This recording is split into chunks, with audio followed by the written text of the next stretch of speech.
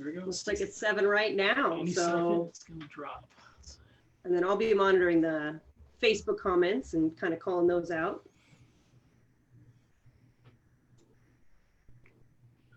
All right, we are live. We are live. Welcome, everybody. It's Wednesday night. That means you are here with us.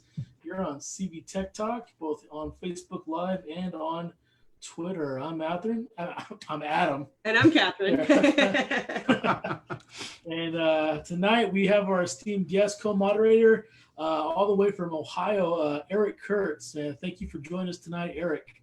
Absolutely. It is my pleasure to be here. Thank you so much for having me. This is awesome. Yeah, tonight we're going to be talking about Eric's new book, Control Alt Achieve. So a lot of creative ways to use, simple, easy ways to use Google in your classroom. So definitely very relevant to the current learning situations we have in our schools today. So again, this is going to be a fun chat. So our welcome tweet just dropped, and it's, first of all, normally with every welcome tweet, you introduce yourself, tell us where you're from and what your job is, and go ahead and indulge us for a second. And what plans does your school or district have for reopening in the fall? So there's a lot of ideas being bandied around. I know we have a hybrid model we're thinking about, our unions chewing on right now. But yeah, a lot of there's tons of them. There's not going to be one way that everybody does. Yeah, definitely. How I know you work with several districts. Eric, Right. What are the different models that are being talked about right now where you're at?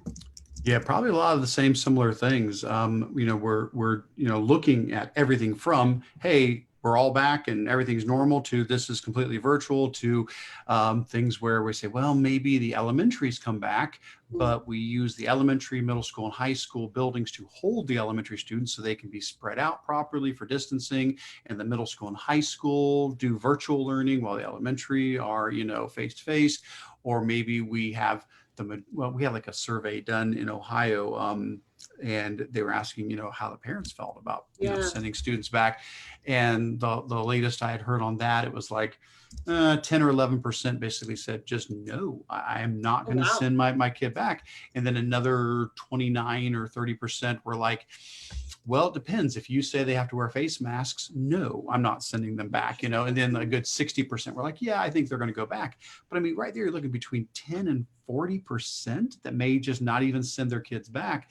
And so the schools have to have an alternative for that. So maybe it'll be face-to-face, traditional for most of the students, but this 10, 20, 30, maybe 40%, who knows, need to have a digital alternative. And so, the schools are having all of those contingency plans getting put into place. And it's hard to plan when you don't know exactly what you're planning for. Yeah. I do like what you said about the asking the parents. There's going to be a parent survey coming out for my son's school, and I was really from his district, and I was excited to hear that. And also, I like how you said there's alternative ways. If I feel comfortable sending my kid, great, but is there some other way? So I haven't heard a lot of that in the districts I'm working with yet about, well, there can be different ways that parents can choose to do this. It's kind of, well, we're all going hybrid, or we're all going 100% distance. And I kind of like that idea of giving the parents some choice. So It's interesting to hear that's happening. All right. Yeah. So we have right now joining in from Fresno, we have Sarah Smith, a good friend of ours, and she's a teacher librarian, and she's like, plans? What plans? She's got really no idea yet. We have Les Dinnerstein from Southern California. He's a regular here. He says no news yet for him. And Kim Calderon from also here in our area also says that they're still deciding. They're not quite sure what they're going to do yet. I think that's pretty much going to be par for the course right now. People are still up in the air. I know my district definitely is. Yeah. So, all right. And we also have some people watching on Facebook, and Ryan Reed says he can't say can't stay. Oh, excuse me, but congrats on everything, Eric. So thanks. To you. I appreciate it.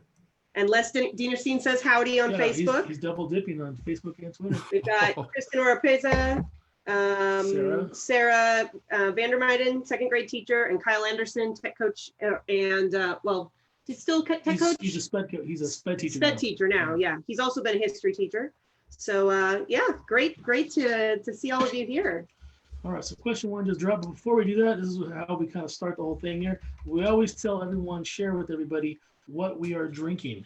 And we have a reason we chose that Yes, for there, each. there is a rhyme. There's a method to our madness here. Tonight, we are drinking a red blend here from Tobin James Winery out near Paso Robles. It's called a Chateau de Cashflow. It is a very complex blend of Syrah, Primitivo, Barbera, and Malbec. This is one of our go-tos. We always go back to this one. You want to explain why? We go back to it because it's solid and we know what to expect and we know it's always going to be great. And so we thought of, we're going to have Eric on the show today. And what are we going to, what wine would best represent how we feel about his work? And what we find is if we don't have a tutorial or a reference for a Google tool for education for teachers and students, we often will go to your website, Eric. So that was one of the reasons that we chose this wine, as well as it has so many different types of wine in it, just like there's so many tools that you talk about. So my gosh, that you guys really put some thought into that. I feel very honored, and I feel kind of bad because I'm drinking a Coke Life. I usually do Coke Zero, but I don't know. They're gone at my grocery store, which I can't. I don't know what's going on. But last time I was there, all my anybody who knows me knows I'm a Coke Zero person. But the Coke Life is still reduced calorie, but it's pretty good. So I'm usually having some sort of a no calorie or low calorie Coca-Cola drink, and that's what I've got here tonight. All right. perfect. All right. Perfect. All right. So question one, as we said, dropped, and it is: what are creative ways you and/or your students have used Google Docs? Yeah, and kind of when I was thinking about the questions for tonight, they really just kind of follow the book. I mean, that's kind of what I did with the book. It's mainly 4 sections and dealing with docs, slides, sheets, and drawings.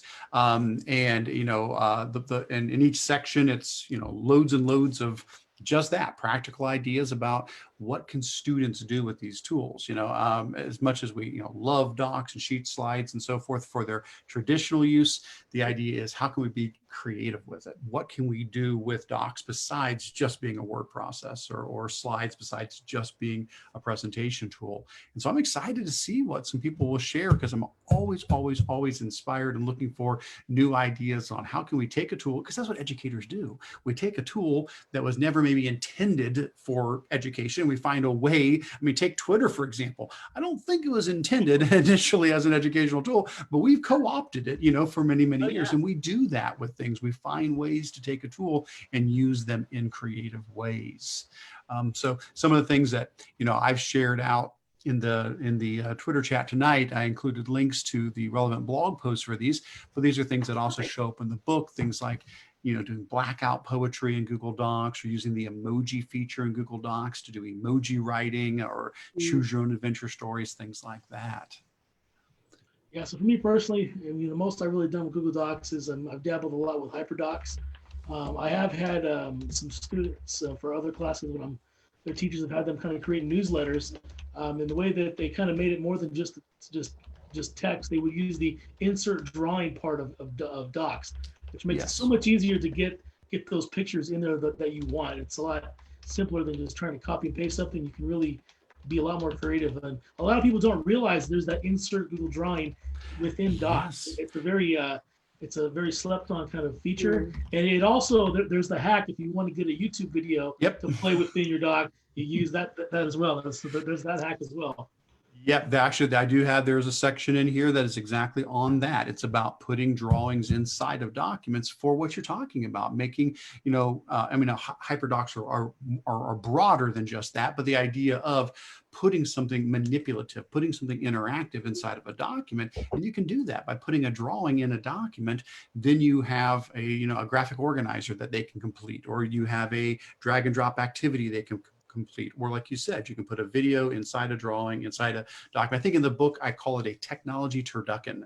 It's basically putting a video in a drawing in a document, and it works in the end. Yeah, absolutely. I like that Kim Calderon talks about having she was saying student-centered, student created. I did read it right. She has her students themselves create HyperDocs. So, HyperDocs are another way to do that. But I love the students are creating that, and I know that a lot of what you do, Eric, is about it's very student centered. Absolutely. I also saw Sarah talks about parents share student drawings, so they insert the picture of the student drawing. And I've done something similar where students will draw something in Google Keep using that draw feature, and then I love that embed feature, and then they write about it. Yep. So it sparks their imagination, because this is what I always hear. I don't know what to write about. But they draw for. For me, the big game changer with Docs and a lot of the other apps is that little side panel.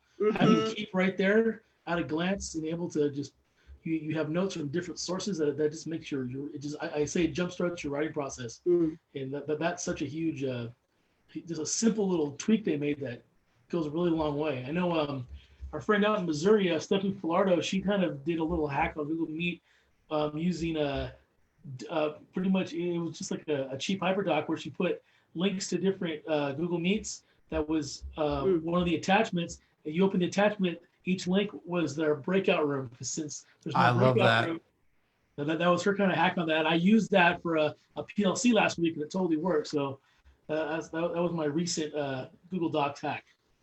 Oh, that's great. That's great. We have someone that this is their first time on a Twitter chat. That's the second week in a row. This is Amanda Prado. And I know that Amanda Prado, she's in our area. Yeah. She's in Visalia. And I didn't realize, because she's on Twitter and she'll, tweet things out, but I didn't realize she'd never been on a Twitter chat. So welcome, Amanda. And she says her students went through the applied digital skills and made photo journals. Of their experience at a sleepaway science camp. So that's pretty cool. Yeah, that is one of the, I don't know how many we're up to now, how many units are in applied digital skills. It's constantly growing. But yes, creating a photo journal in Google Docs is one of the units in applied digital skills. And that is another awesome creative way to use Google Docs. Folks are looking for some additional ideas, definitely applied digital skills, totally free curriculum from Google with, hundreds of hours worth of videos taking students step by step through project-based learning with all of the different Google tools. Yeah. So we have Les Dinnerstein from Southern California says, I've used Google Docs in multiple ways. My favorite use is to design a game board for assignments where students have choice what to do. So that's another kind of cool one there. So it looks like question 2 just dropped, and it says, what are creative ways you and or your students have used Google Slides? I don't know if we have enough time for that because we can talk all night just on that. It's true. Oh yeah. Oh my gosh. Isn't Slides amazing? Oh yeah. Because I think the best characterization of Slides I ever heard was years ago from Alice Keeler. She says it's the Swiss Army knife. It's like a Swiss Army knife. It can be used for anything. That's always kind of stuck with me. Yes, absolutely. I like the stop motion that people have done with Slides, stop motion animation. Yes. That's pretty cool. And I like that you can layer images, because then for younger kids, you can create tutorials. So I can make a screenshot, circle where you're going to click, put a big arrow. So I like doing that too. Yes, absolutely. Yeah, Slides, a lot of times, we might think of it as, it's a presentation tool, and it is, and that's wonderful. If that's what your students are creating presentations, you're creating presentations, please do that, absolutely.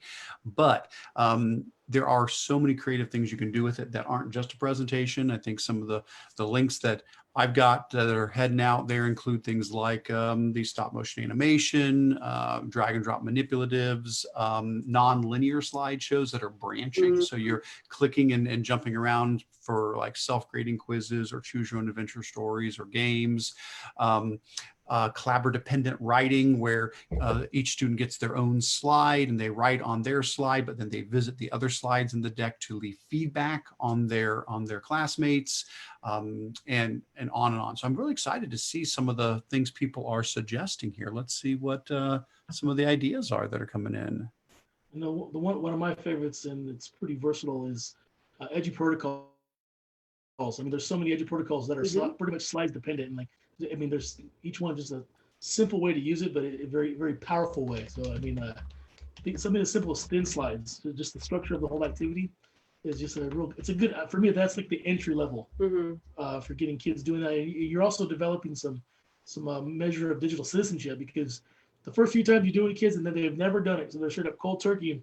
There's always those kids either accidentally clicking on the wrong ones or they're going and messing with their friends. So it's definitely it's a good way simple way to get started doing some of those collaborative activities and getting kids doing that, learn those norms of how to participate. Eventually they get it, but that's definitely one of my favorites.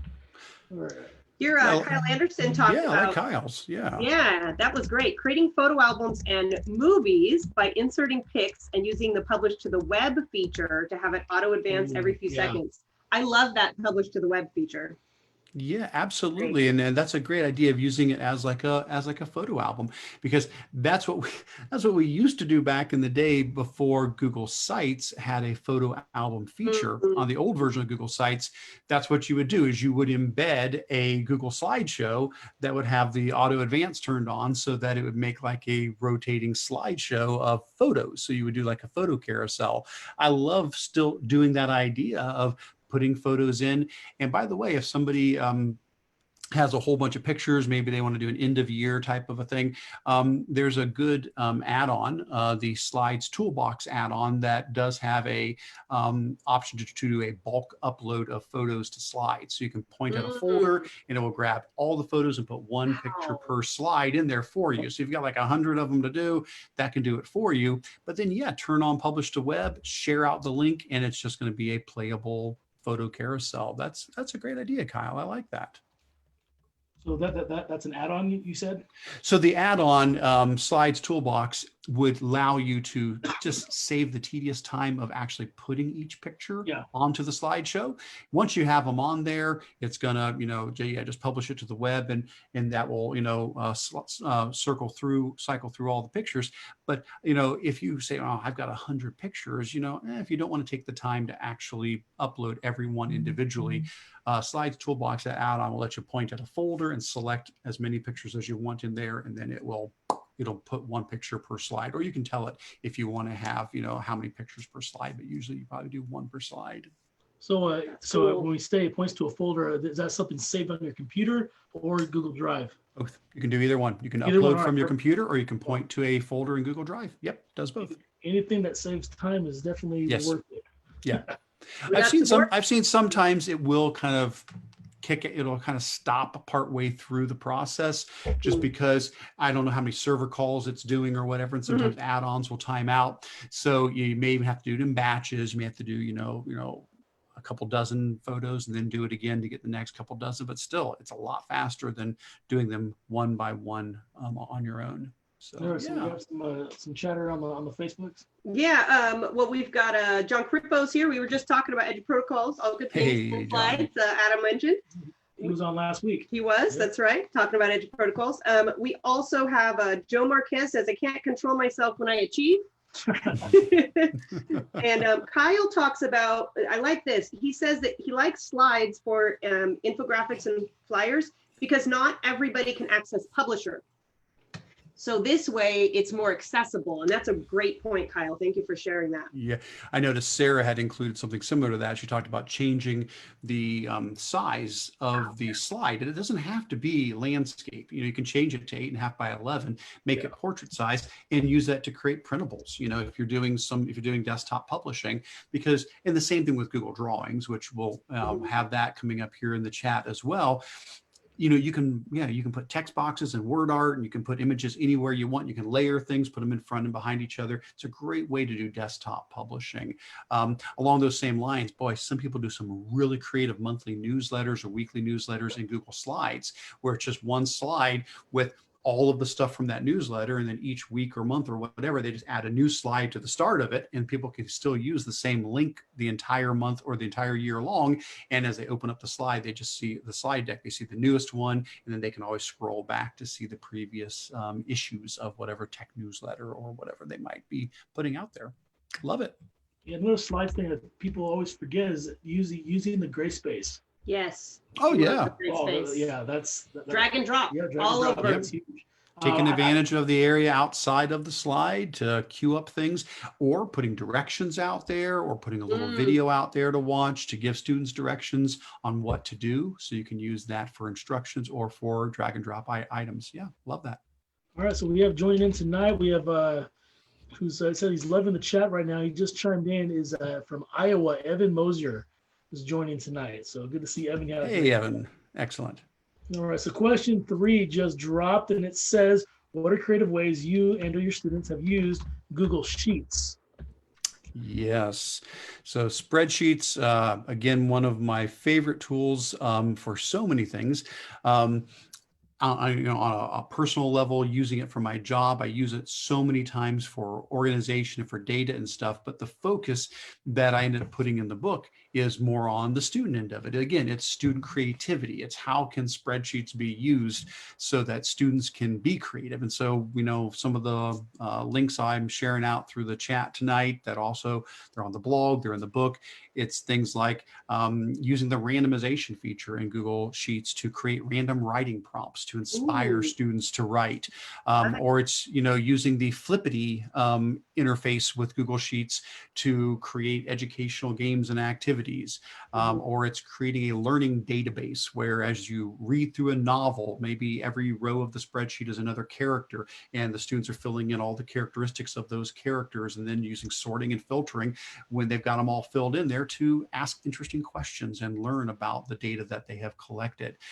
So many things. Pixel art, lends itself very well as another fun activity for Google Sheets, where it can be a creative activity or it can be a math activity, and that is another great way to use Sheets in a non-traditional way. Yeah. All right. I know Sheets scares a lot of people. We have Les Dinnerstein right here on Twitter saying that he's still lurking on this one because he hardly ever uses it, and it's the reason why he's never done Google Certified Level 1. Oh, we I'm gotta change shocked that that. Les is not Level 1. Les, I can tell you right Yes. now, there's not much to do on Sheets. Right. And I remember when I took it years ago, I googled it, but I figured it out very quickly. It's if you can do it the average function, you're pretty much good to go. Les, give us a call. We'll walk you through Yes. it. You'll be set for the test. Yeah, you got 3 people here, Les, that can right. hook you up. Absolutely. You got this. I will say too, though, that I love Sheets for, and Kyle said this too, using conditional formatting for keeping things really organized from a teacher perspective. I love that. Yes. But Kyle said he hasn't used it much with students, and I admit I haven't much either. I love some of these ideas that I'm hearing.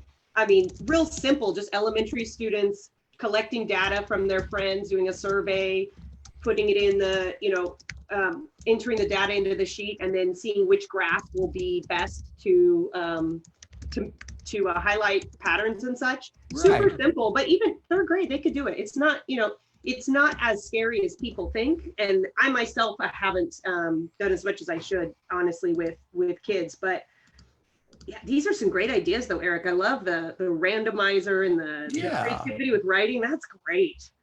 And a lot of these can be things to get folks comfortable with Sheets. You don't have to be a Sheets expert to do these things. Having said that, anything I can do to encourage somebody to learn more about Sheets, it will pay dividends. It is such a powerful tool, because really what it comes down to, a big part of my job, even though I do a lot of PD training for teachers and stuff like that, I also do a lot of support at the county level for our folks who work there at the county with all the data that they need to manage. And some of the folks, they have to collect just thousands and thousands and thousands of pieces of data to turn in for United Way funding, for this, for that, for all these different things. And they would spend literally, days or weeks trying to process data. And one of the things that I've enjoyed being able to do is work with them and say, hey, we can do this in Google Sheets. We can make formulas that do this for you, so the technology can do the tedious stuff, and you can work with people. And that's what you want to be able to do. And so one of the things I love about Sheets, it's not the glamorous, fun, cute pixel art stuff, which I do love, but it's being able to take those tedious tasks off of us so that we can do what we do best, which is to impact other adults and students and work with people. And so I would definitely encourage people to learn more about Sheets. If you want to learn more about Sheets, there are so many great resources out there. I always like to recommend Ben L. Collins. Ben is from the UK, and he is an awesome guy, benlcollins.com. And he is a Google Sheets wizard, and he has so many great resources on his website, including some free courses as well. I think he has some paid things as well, but Ben is always sharing great stuff out. Ben L. Collins.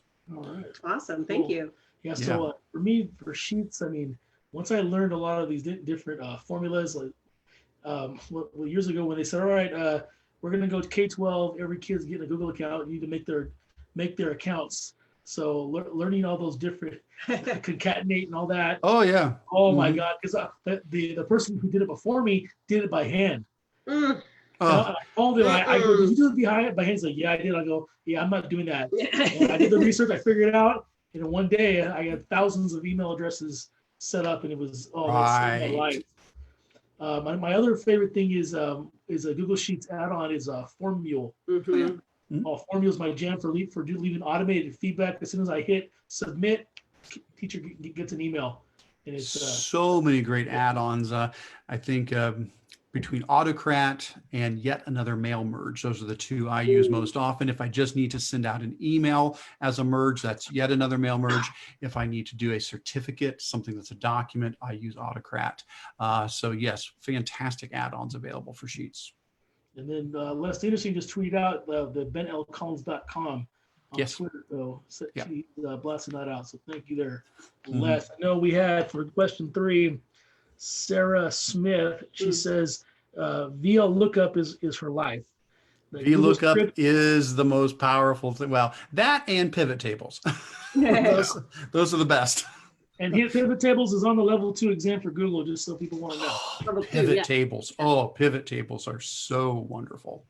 Have you looked much at Eric? Is it Google's Data Studio, or where you can do all the? No, I haven't enough. In the past, I've relied on Awesome Tables, but I know they've changed a little bit of their pricing structure and things on that. That I think I'm going to have to spend some time in Google Data Studio, because I think I'm going to have to start migrating some of my things over to that, just because of the way things are changing.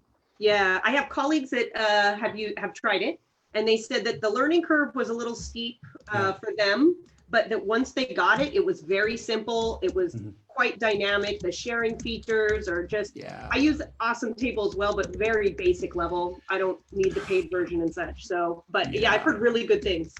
Yeah, I need to poke a stick at that a little bit more. That's definitely on my to-do list. Oh yeah, I have lots of things on my to-do list. I'm sure you do as well. Oh yes. Lots of learning I want to do. So question 4 just dropped. What are creative ways you and your students have used Google Drawings? Google Drawings is not known very well, sadly. I would agree with you. It's been around forever. And I like the one that you just tweeted here about, interactive images like ThingLink. We've done parts of a cell with our middle school science class to learn about cell. They have to use the shapes and create their own cell in different parts. And then each part's a clickable link. So that's been a jam I've been doing for years. Yes, that is great. Yes, so that you're not just making a diagram or an infographic, but it's that step above. Now it's all got clickable spots on it, and Google Drawings lets you do that. It allows you to be able to add those regions or those images on there that are clickable. You click them and it can pop out to another document you've written, or a website, or a video. It's a wonderful way to give students another option to show their learning. And I think that's one of the things I always like to emphasize, is that we're talking about all these different projects. And it's not that we would say every student must make a stop motion animation, or every student must make a clickable infographic, or every student must make, a nonlinear slideshow, or whatever the case might be. But what if those are options for students? So it's like, okay, you need to show your learning, and here's 10 different ways you can do it. These are all fine, or you can suggest one, because what's going to happen is you're going to have that handful of students who think stop motion animation is the coolest thing ever. And they're going to go so so far above and beyond what you ever asked them to do, because it's their thing and they get so excited about it. And the student who wants to do the clickable infographic, they're going to love that because that's their thing. And so again, it goes back to what somebody said earlier about, creating a game board in Google, Docs where you have student choice. It's back to that idea of letting students choose the way they feel most comfortable expressing their learning. All right, we have Craig Nix from Southern California for question 4, and he says, we were able to borrow this from Eric, embedding a Google drawing into a doc so we could have our students edit the drawing to plot points and draw lines to solve equations for graphing in their Math 8 class. Yes, excellent. Love that. All right, so thank you, Craig, for jumping in. I like that Kyle Anderson talked about using drawings for historical memes. Yes, that's something, that's been one of my jams. That's always fun. My favorite one I ever saw, I mean, I'm working with English learners, the first time they ever even thought about making their own memes ever. The idea, they were learning about the fall of the Roman Empire. And this kid came up with the meme because in that lesson, the teacher talked about how the United States modeled a lot of their government off of the Roman Empire. So this kid made a meme showing Rome being ransacked.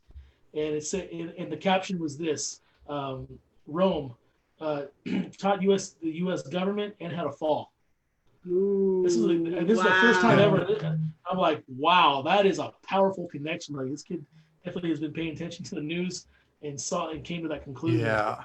Something as simple as a meme. Kids enjoy doing memes. They love looking them up and posting them online. But to get them the critical thinking, the connections they have to make to create their own is so powerful. Such a simple activity, but definitely a lot of critical thinking. That's been definitely one of my go-tos. Yeah, for sure. I was going to say, Joe Marquez on Facebook said he uses drawings to create grid masks for Flipgrid. Ooh. So that's kind of cool idea. So mixing Google with Flipgrid. And let's see. Also, Joe talked about shapegrams. Awesome. Yeah. So Tony Vincent does the shapegrams. And so basically what they are is it's a Google drawing, but it's a contained learning activity that takes good use of the gray space outside of the canvas and has a learning activity for the students to complete in each one. He calls a shapegram. I think I've got his shapegram sticker on the back of my Chromebook over there. Okay. Tony Vincent, oh my goodness, I cannot say enough good things about Tony Vincent. One of the nicest guys you're ever going to meet, and incredibly creative. And so he's done an awful lot of awesome things with Google Drawings. And if you just need to Google Tony Vincent shapegrams, and you will find so many amazing resources from him on that. We have Lindsay Foster chimed in for question 3, talking about Google Sheets for doing mystery reveal pictures, self-check assignments, Mad Libs, and spelling. And we have Katie McNamara just jumped in. Hey, Katie. From Bakersfield, and she says that gray space is magical. Agreed. Definitely agree on that. Yeah. Underutilized for sure. All right. Excellent. All right, so it's about that time. Looks like the chat has just come to an end. So for those of you on Twitter, you guys can read it. But if you're on Facebook, thanks again for joining CV Tech Talk for this week. And again, visit our website, cvtechtalk.org, to view past chats, subscribe to the podcasts, and view each week's questions. And before we sign off of Facebook Live, Eric, is there anything you wanted to say either about the book and how people can contact you, and maybe some, yep, there it is, Adam's got it, and just some inspiration for teachers as they're moving forward? Yeah, I mean, as far as the book and connecting with me, everything runs through controlaltachieve.com. So if you get there, you can find the book, you can find, how to contact me, my email, Twitter, Facebook, all my different links. That's where I've got my blog posts, my webinars, my podcast, all those resources are there. I guess, what I would, encourage folks to do is I know it's hard to say, don't get overwhelmed, but, one of the things that I talk about in the book, I do break up some of the activities with some more philosophical, inspirational, encouraging things in here as well. And one of them is the idea of, KISS, keep it simple, sweetie, or whatever S word you want to use there, that when we're overwhelmed by all of these technology ideas and stuff, just make a little change. Just, try one tool, take one lesson and update it a little bit, add a technology twist to it. You don't have to do everything. We don't have to implement every single tool. Take small steps, because that is something that is achievable and is something that we will want to replicate. We'll be like, hey, I can do that. And then our colleagues will see what we're doing. They're like, awesome, I can do that too. And so my encouragement is, as always, yes, breathe deep and take small steps. And I'm sure we've said it, I don't know how many times during this whole time, but the importance of the connection to our students, that we may not be able to cover every single bit of the curriculum that we wanted to in exactly the way we wanted to, because of how many things have changed. But don't forget, in the end, we don't teach subjects, we teach students. And that it's so important that we're making that connection to the students and using technology to bridge that gap, and using that technology, whether it's making, screencastify recordings of ourselves, so we're talking to the students, or we're doing Zoom meetings, or we're doing Google Meets with them, but making that personal connection with the students and how much of a difference that makes for them. Thank you so much, Eric. You bet. Good to see you again. Thank you to all of you that were on Facebook. Yep. Thanks for having me. Next week.